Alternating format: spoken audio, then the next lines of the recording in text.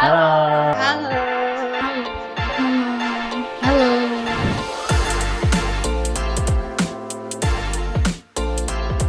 Hai, hai, hai, halo. Apa kabar? Alhamdulillah baik, baik. Kenalan diri dulu dong. Boleh. Halo, perkenalkan nama saya Muhammad Rifki Setiawan, biasa dipanggil Iki. Halo Kak Iki. Halo, halo. Asik banget ya. Perkenalkan nama saya Nur Aziza Lamada, biasa dipanggil Iza. Halo. Kak Iza. Perkenalkan, nama saya Graciela Gloria Lanienka. Teman-teman bisa panggil saya Sela. Halo Sela. Halo. Perkenalkan, nama saya Adinda Delia. Teman-teman bisa panggil saya Dinda. Halo Kak Dinda. Halo. Perkenalkan nama saya Dinara Safina, biasa dipanggil Dinara. Halo Dinda. Halo. Jadi saya sekarang berusia 19 tahun dan sekarang kesibukan saya yaitu mahasiswa. Saya berasal dari Banggai Laut. Tahun ini saya berusia 19 tahun. Status mahasiswa. Asal saya dari Morowali Utara. Usia saya 19 tahun dan saat ini status saya sebagai mahasiswa di Universitas Tadulako. Saya berusia 19 tahun. Saya seorang mahasiswa di Kota Palu. Saya berusia 19 tahun, berasal dari Kota Palu, dan kebetulan sekarang sedang menjadi mahasiswa.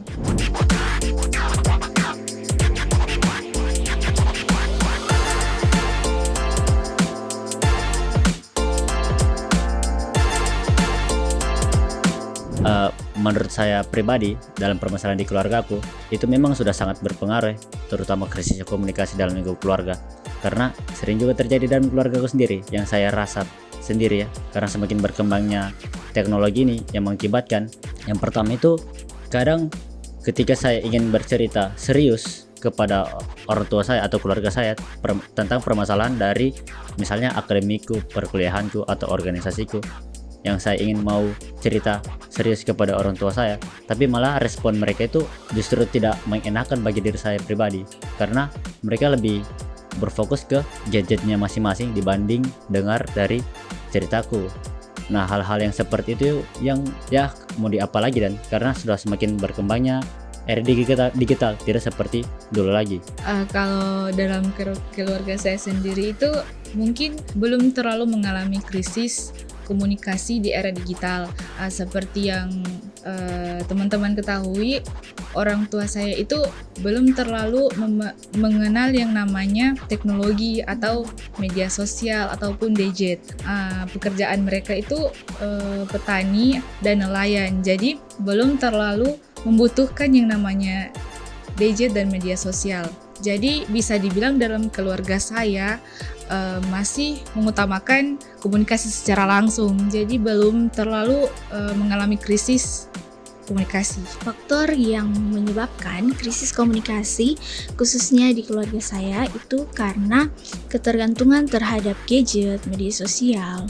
Nah, memang gadget atau media sosial ini memudahkan kita untuk berinteraksi satu sama lain antar anggota keluarga.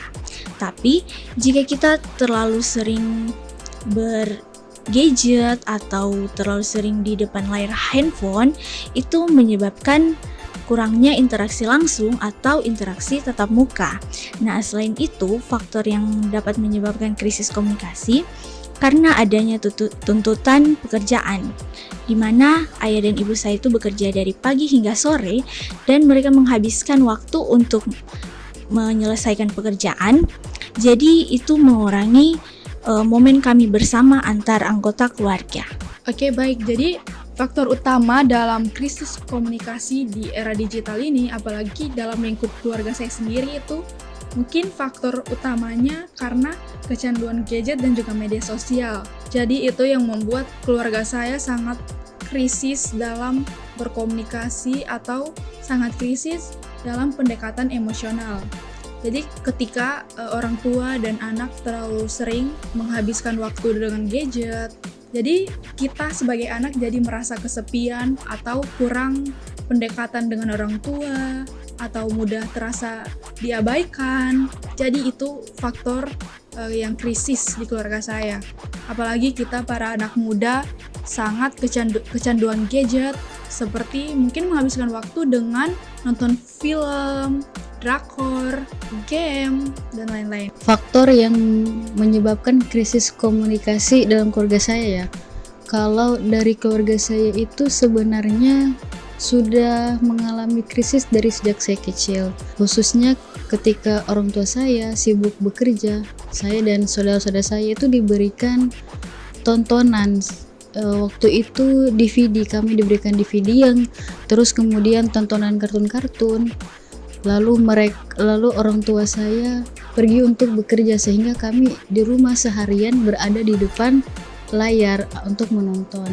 Nah, hal ini berlanjut hingga kami diberikan gadget masing-masing, baik saya maupun saudara-saudara saya, dan kedua orang tua saya sibuk dengan pekerjaannya sehingga kami sekeluarga menghabiskan waktu hanya dengan kesibukan dengan gadget, terbuai dengan media sosial, dan akhirnya kami jarang melakukan komunikasi secara tatap muka.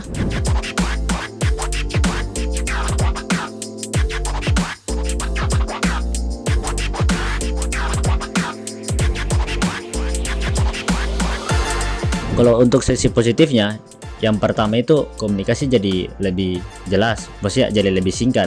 Yang dulu itu ketika mau ingin menceritakan sesuatu harus ketemu langsung dengan orangnya, harus tatap muka langsung dengan orangnya.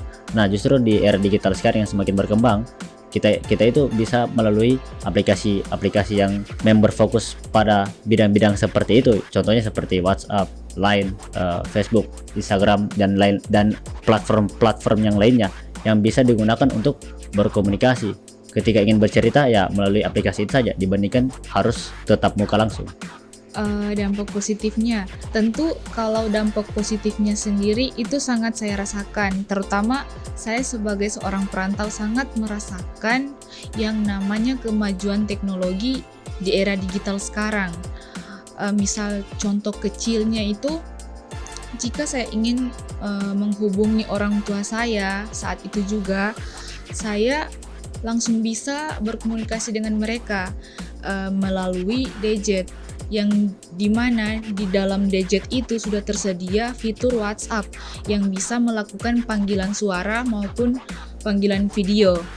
Jadi menurutku itu sangat memudahkan saya sebagai seorang perantau untuk mengetahui bagaimana kabar orang tua saya, apakah mereka baik-baik saja, dan itu menurutku sangat-sangat berdampak positif. Nah, tadi itu kan lebih mengarah ke sisi negatif ya.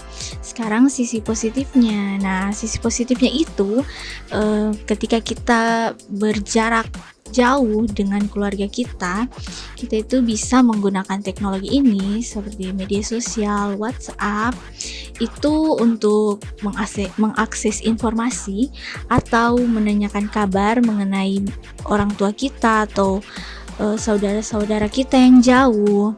Nah, terutama bagi saya kan sebagai perantau, jadi dengan adanya fitur video call itu bisa membuat saya itu merasa dekat begitu dengan keluarga, bisa melepas rindu saya kepada mereka. Nah, jadi dengan adanya teknologi ini saya merasa sangat terbantu dengan adanya media sosial ini, begitu. Oke, untuk sisi positifnya sendiri itu karena saya dengan keluarga saya lagi berjarak, jadi dengan adanya teknologi ini memungkinkan saya dan keluarga saya berkomunikasinya bisa lebih real time. Jadi dengan adanya WhatsApp, sosial media seperti Facebook, Instagram, itu bisa memudahkan berkabar atau berinteraksi secara jauh melalui media-media sosial sekarang ini. Jadi saya dengan keluarga saya itu meskipun jauh, kita masih terikat karena adanya komunikasi. Komunikasinya itu melalui media sosial. Jadi untuk teknologi sendiri ini sangat banyak dampak positifnya untuk seperti saya dan keluarga saya yang lagi berjauhan ini. Baik, hal positif yang saya rasakan berkembangnya era digital ini tentunya ada ya, khususnya di keluarga saya. Untuk saya dan saudara saya dan kedua orang tua saya yang sedang sibuk bekerja, kami bisa tetap saling terhubung, bisa tetap saling mengirim kabar tentang kegiatan yang kami lakukan.